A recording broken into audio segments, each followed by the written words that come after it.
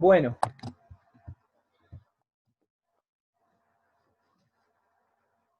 entonces la clase pasada yo había dejado unas precisiones sobre lo que era el comunismo y las fases que tenía para su realización.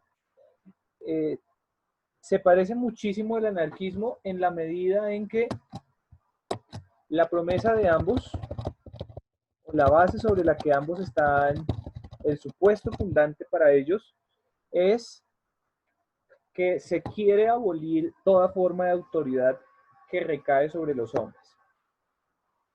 Pues ellos se encuentran, o ellos se encuentran con un sistemático e histórico abuso y estafa por parte eh, de unos pocos.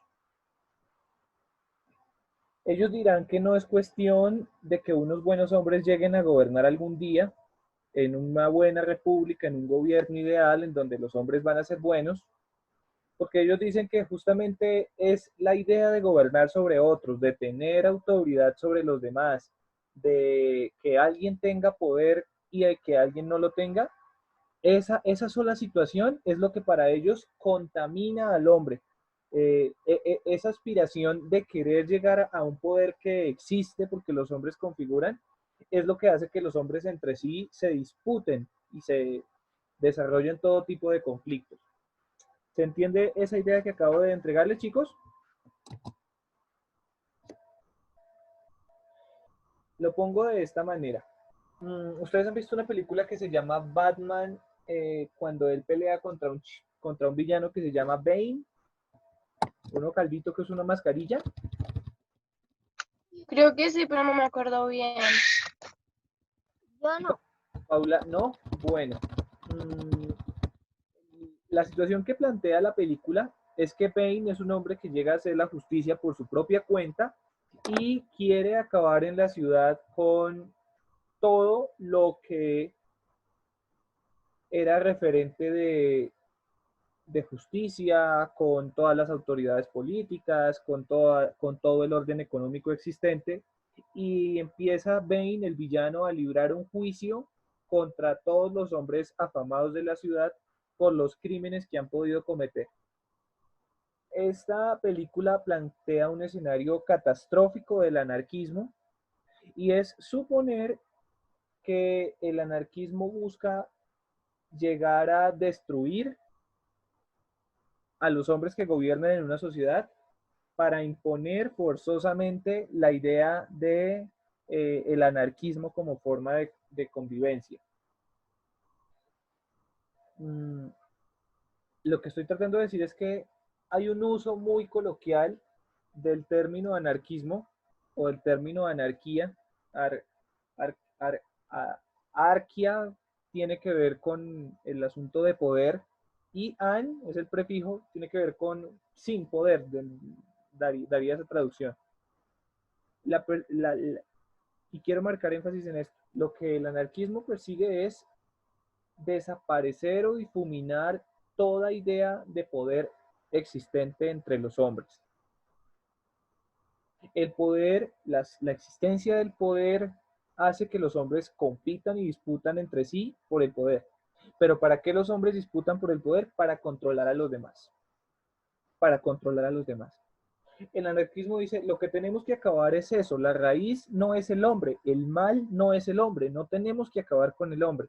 Tenemos que acabar con eso que hace que entre ellos o que entre nosotros estemos disputando.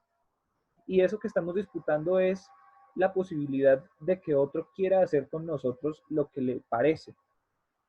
Y ellos encuentran que ese poder habita en muchos lugares, en el derecho jurídico, en los partidos políticos, de izquierda o de derecha, del que sea, en las relaciones empresariales, en el sistema estatal, en todo tipo de jerarquía que exista en una sociedad. Cualquier jerarquía para ellos es negativa.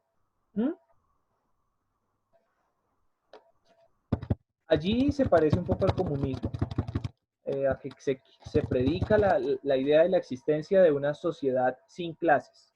Entonces, tres hombres son importantes, son lecturas clásicas, por decirlo así, dentro del comunismo, dentro del anarquismo. Uno se llama Proudhon, otro se llama Kropotkin y el otro se llama Bakunin. Vamos a empezar entonces con el trabajo de Proudhon. Proudhon es el primer hombre que se atreve a hablar de una sociedad sin Estado. Esto lo hizo antes de que lo hiciera el mismísimo Marx. Es decir, la idea originaria de comunismo o de sociedad sin clases no proviene de Marx, eso no se lo inventó Marx, eso lo inventó un señor llamado Proudhon. Y él va a decir que en esa sociedad, tanto el trabajo intelectual, es decir, mis ideas, mi inteligencia, como el trabajo manual, mi trabajo físico, no estuvieran separados. Es decir, que, por ejemplo, yo tengo completa y plena libertad de poner a disposición del colectivo social mis ideas y mi trabajo físico, y que no me voy a convertir exclusivamente en un proletario. Porque de alguna manera, si ustedes se acuerdan, en la idea socialista, era la dictadura del proletariado, eran los obreros quienes iban a tomar el control de la economía para distribuir la riqueza. Entonces, lo que va a decir Proudhon es, no, ¿por qué tenemos que hablar de obreros meramente? Nosotros no tenemos que hablar solamente de obreros, los hombres no son obreros, los hombres producen ideas y también tienen un trabajo físico. Entonces, un hombre no vamos a llamarlos obreros. ¿Obreros de qué? Ellos van a decir, van a trabajar con el apoyo mutuo, con la libertad, la solidaridad y la justicia. Entonces, fíjense que estos hombres aquí le dan un sentido completamente diferente a términos como la libertad y la justicia. A diferencia del sistema liberal, en donde yo les decía básicamente en qué estaba amparada la libertad desde el esquema liberal. La libertad desde el anarquismo se soporta, es desde la idea de inexistencia de condicionamientos o yugos sobre los hombres. ¿Mm? Kropotkin. Resulta que yo les hablaba en la clase pasada de cómo el término o la idea del evolucionismo, ¿cierto?, había ganado terreno y se decía que los organismos evolucionaban, que los estados evolucionaban, que todos en algún momento de la vida las sociedades iban hacia un estado evolutivo uno sobre otro. Y esto se debía a la situación de competencia entre las especies. Alguna vez de pronto en sus clases de biología ustedes escucharon los postulados de Darwin, en donde se decía que las especies que existen hoy son fruto de una relación de constantes luchas entre las especies fuertes, que depredan a las débiles, y las de especies fuertes que son capaces de adaptarse a los cambios que les plantea el entorno. Entonces, esa idea de que el más fuerte sobrevive, de que el más fuerte es el que se adapta, de que el más fuerte es el que evoluciona, se traspasó a los ámbitos del análisis social, y eso es un grandísimo peligro, muchachos. La idea del evolutivismo social es una mentira. Las sociedades no necesariamente están en una escalera hacia la evolución.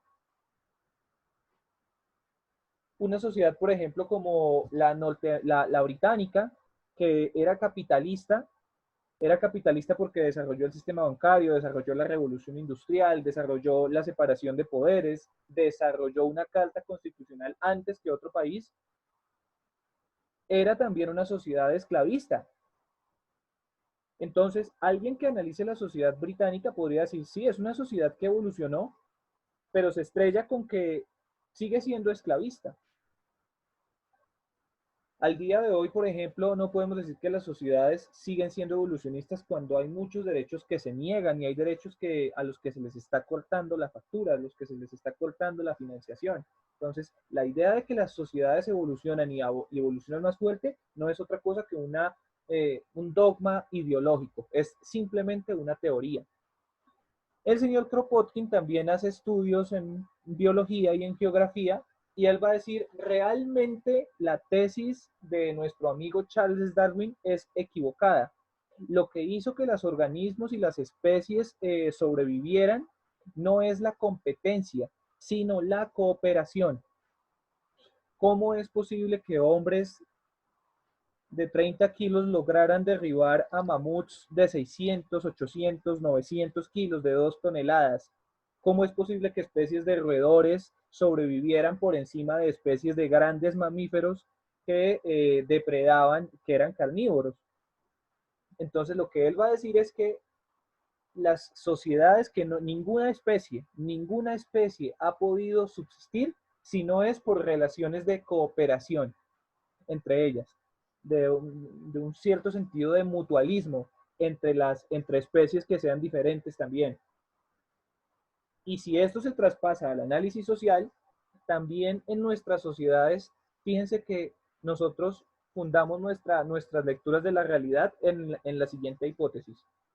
El hombre es lobo para el hombre, entre nosotros competimos, yo me educo para ser un gran ingeniero y estar por encima de. Entonces nosotros todo el tiempo crecemos con la idea de la competencia, de demostrar que somos los mejores, de demostrar excelencia.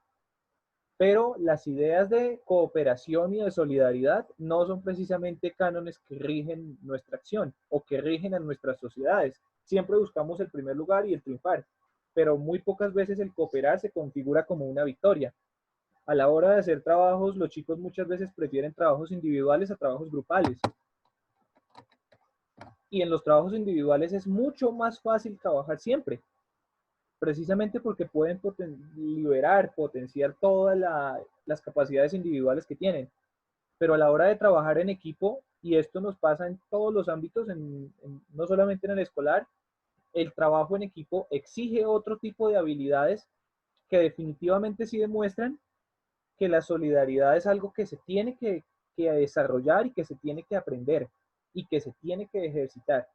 Entonces, sobre la idea de la cooperación, es que nuestro amigo Kropotkin va a decir que quizá no venga una evolución hacia el comunismo ni hacia el Estado socialista, pero sí es necesario que los hombres luchen en grupo para acceder a cosas como la educación, para acceder a cosas como la transformación de los valores en la sociedad en la que viven, y se atreve a decir algo más problemático. Si tenemos que utilizar la violencia para liberarnos, pues lo haremos, porque el Estado que nos gobierna no dura un minuto a la hora de ejercer la violencia para mantenernos a raya. Entonces, la idea de violencia también la pone en tensión porque se asocia que la idea de violencia no es buena en un proceso político, pero curiosamente en un proceso político la violencia siempre existe. Si tú no acatas una ley, la autoridad te somete. Si infringes la ley y te conviertes en un forajido, la autoridad tiene completa facultad para ir por ti y eliminarte. Y él dice, si el Estado en esas relaciones sociales y políticas puede ejercer el uso de la violencia, incluso más aún, el Estado tiene la obediencia de la gente por la violencia que puede ejercer y el temor que eso inflige en la gente, ¿por qué nosotros no podríamos utilizar la violencia para construir otro tipo de Estado? ¿No? Entonces, aquí ya se empieza a mostrar una cara un poco más combativa de lo que es la propuesta anarquista. Y el tercer hombre es Mikhail Bakunin. Bakunin también es un hombre supremamente polémico. Él va a decir que el Estado y otras instituciones como la Iglesia y el Ejército tienen que ser reemplazados por federaciones de comunas creadas de forma espontánea. Es decir, él está diciendo, no nos controlan solamente por las leyes, nos controlan también por los valores y nos controlan también por la disciplina militar. En el caso se refería puntualmente de los varones. ¿Por qué está diciendo, por qué está hablando del ejército? Bueno, porque es un momento en donde Rusia está en un periodo de guerras con varios países europeos, incluso con la misma China. Rusia sostiene conflictos. Esto es en el siglo XIX, estamos hablando de los años 1800, ¿listo? Después de la Revolución Francesa. No piensen en la Revolución Rusa porque eso todavía no ha ocurrido. Entonces él se está refiriendo al ejército como un aparato que toma a los jóvenes, los inserta a las malas en dinámicas de violencia, los inserta a la fuerza, pero también en la iglesia, porque la iglesia está alentando formas de colonización. Rusia también fue un imperio, Rusia también tuvo colonias, Rusia también explotó, Rusia también esclavizó. Entonces, ellos están desconociendo la legitimidad que puedan tener instituciones como iglesia, ejército y Estado. Y ellos dicen, no, realmente nosotros podemos empezar a congregarnos nosotros en función de los barrios, las comunas pueden ser entonces barrios, y de manera espontánea nos vamos organizando. ¿Para qué? Para educarnos, para formarnos en un proceso de liberación, para formarnos en los valores de la solidaridad, de la justicia, para darnos apoyo cuando alguien tenga hambre, para compartir la comida cuando hay excedentes que están sobrando. Y dice que el papel de los partidos políticos revolucionarios es una cosa que sirve para poco.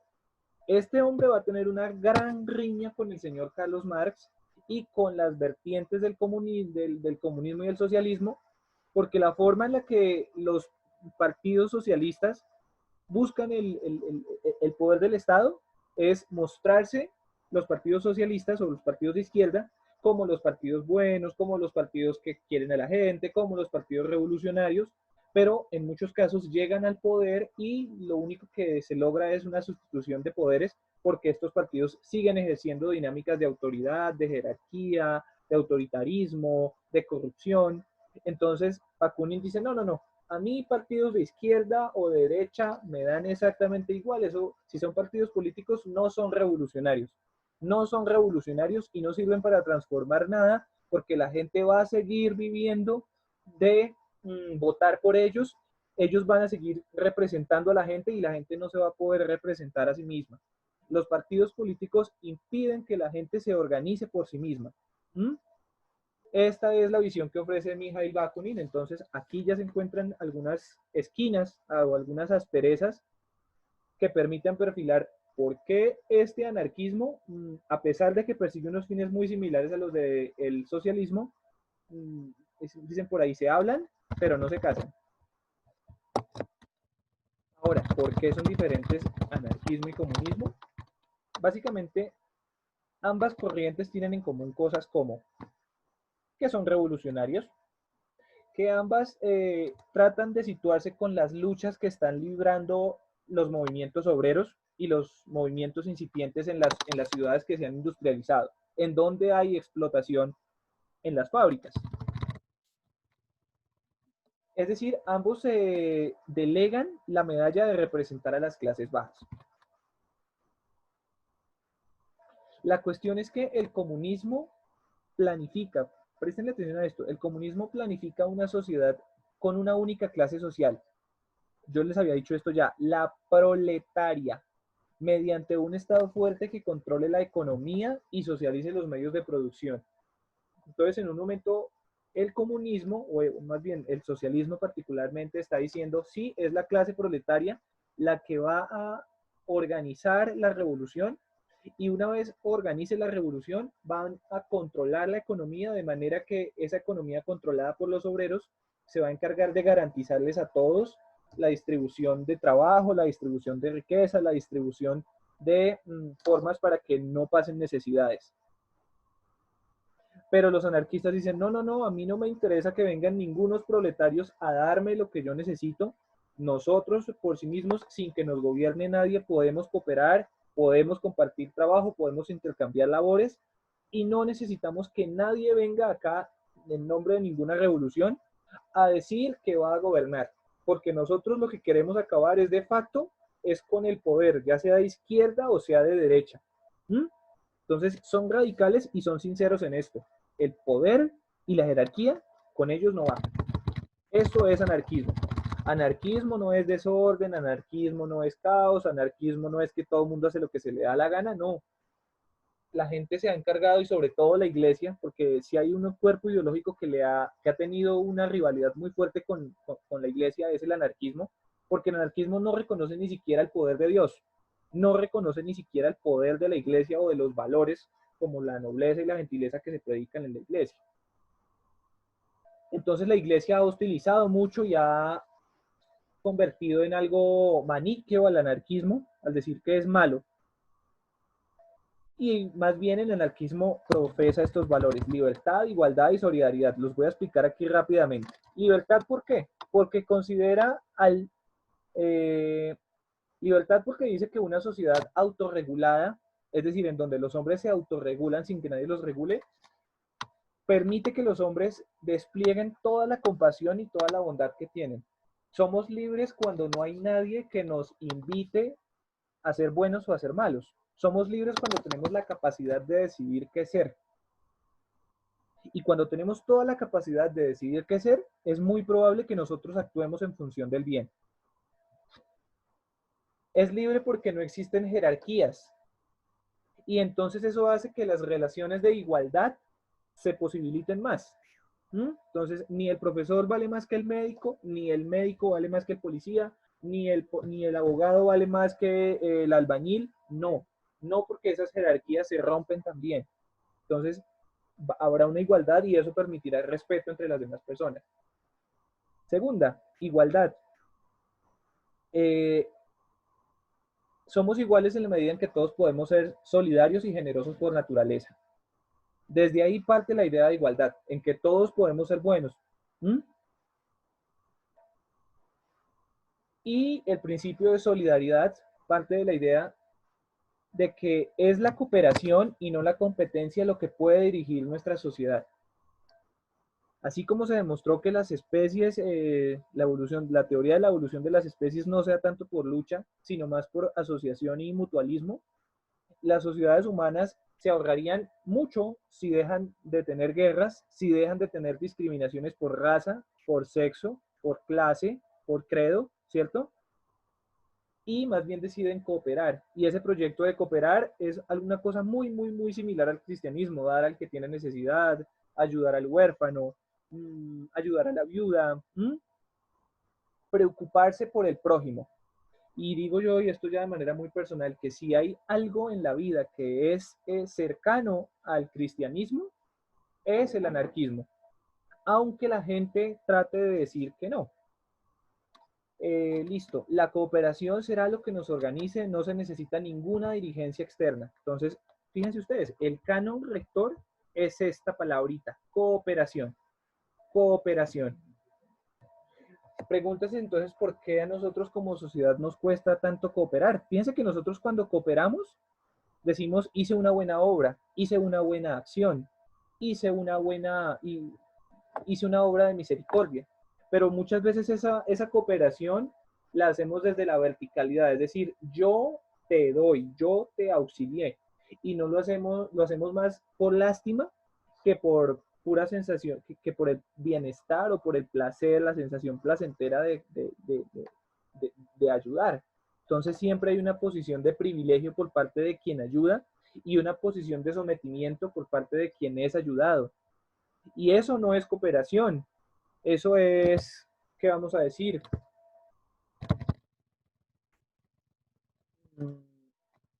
Misericordia. Y está asociada a la moral, pero no es cooperación en el sentido genuino, porque no se hace entre iguales, se hace en una situación de desigualdad. Y es una situación de desigualdad que no se va a resolver de esa manera. Decía Víctor Hugo: tú quieres ayudar a los pobres, yo quiero acabar con la pobreza.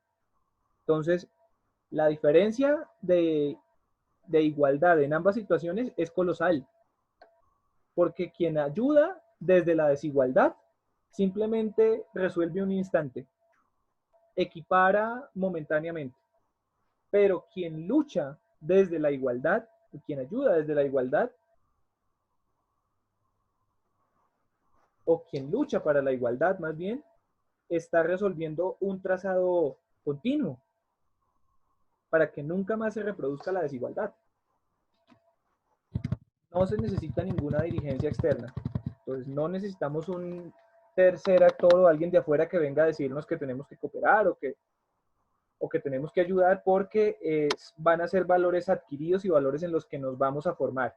Son valores en los que nos vamos a formar. Entonces hoy, por ejemplo, las personas desde diferentes ámbitos están formándose con un pensamiento ecologista, ambientalista, ¿cierto? Del cuidado por los derechos de los animales, del cuidado por los derechos de la naturaleza, si es que esas nociones ya están empezando a aparecer. Lo que significan eso es que los valores pueden ser incorporados. No es posible, no es imposible pensar en sociedades que vivan y acojan nuevos cuerpos de valores. Esta pandemia, por lo general, dio para que muchos analistas optimistas salieran a mostrar que los seres humanos estaban teniendo cambios en sus patrones de vida, pero también cambios en sus patrones de percepción de relacionamiento con el otro. Ahora se valoraba más la cercanía, se valoraba más la confianza, se valoraban más las cosas pequeñas. Lo que nos muestra esto es que otra sociedad sí puede ser posible con otro tipo de valores. Y que las personas no tienen que estar condenadas a el juego vil de los partidos políticos, en donde un partido político se disputa con otro partido político algo tan cruel como es la idea de dominar a los otros. Un partido de izquierda o un partido de derecha son muy diferentes, pero ambos juegan en un escenario cruel, y es el escenario de disputarse la forma de dominar a los demás. Esa es una idea cruel. Entonces, ese es el gran paradigma contra el cual está luchando el anarquismo y luchará. ¿Tenemos actividad? Sí. Esto es un plano cartesiano y ustedes entonces ya han visto las 4 corrientes centrales: liberalismo, anarquismo, conservadurismo, comunismo. Acá están. Entonces, lo que van a hacer es, van a ubicar los aspectos que les permitan caracterizarlas. Entonces, por ejemplo, para mí el liberalismo tiene esta característica que lo hace diferente de todos los demás. Para mí el anarquismo tiene esta característica que lo hace diferente de todos los demás. Lo interesante es que en ese cuadro ustedes puedan poner muy brevemente qué es lo que caracteriza a cada una de estas corrientes. Interesante que puedan identificar también cuál es la debilidad que tiene cada una de estas corrientes. No, a mí me parece que esta corriente tiene como que esto no es posible. No, como que esto aquí no es justo. No sé, no, como que esto acá es contradictorio, nunca lo he visto. ¿Pueden entender a lo que me refiero? Sí, señor. Esto me permitirá a mí saber qué percepción tienen ustedes y qué dominio tienen ustedes de estas categorías, para la lectura de los procesos políticos, ahora que se habla de que todo es ideología, de que todo es pedagogía para ideologizar y para politizar. Pues será chévere ver ustedes con qué conocimiento tienen de esos instrumentos de batalla política fundamentalmente, de batalla social. Espero yo que les haya servido esto en el tema de ideologías. Para el próximo trimestre, vamos a empezar a ver entonces movimientos sociales, movimientos más de vanguardia. Vamos a mirar un poco algo relacionado con ecologismo, vamos a mirar algo relacionado con feminismos, vamos a mirar algo relacionado con nuevos paradigmas del desarrollo en América Latina. En América Latina, porque estamos hablando con categorías muy occidentales, muy de Europa. Aquí no suena ningún Emilio, aquí no suena ningún Moreno, aquí no suena ningún Díaz, aquí no suena ningún Brian, no suena ningún Camilo por estos lares. Ya es hora entonces de untar a la teoría del tinte latino. Bueno, muchachos, si esta clase queda grabada, voy a subir la recomendación de Brian, que siempre me la hace, y voy a subir creo que la grabación de la clase pasada para que la puedan repasar, si es el caso. Si sienten que tienen dudas, por favor me escriben, ¿listo? Profe, una cosa. Cuénteme. Bueno, 2. O sea, esta clase la va a subir, ¿cierto? Sí. Y me das el favor y podría subir la otra, la que ya lo había dicho. La de filosofía. Sí, señor. Listo. Ajá. Y la otra es que Angie no pudo asistir porque tenía una cita médica. Ah, bueno, pero aquí queda la clase grabada. Listo, profe. Vale, Gracias. me pongo a eso ya mismo. Chao. Chao.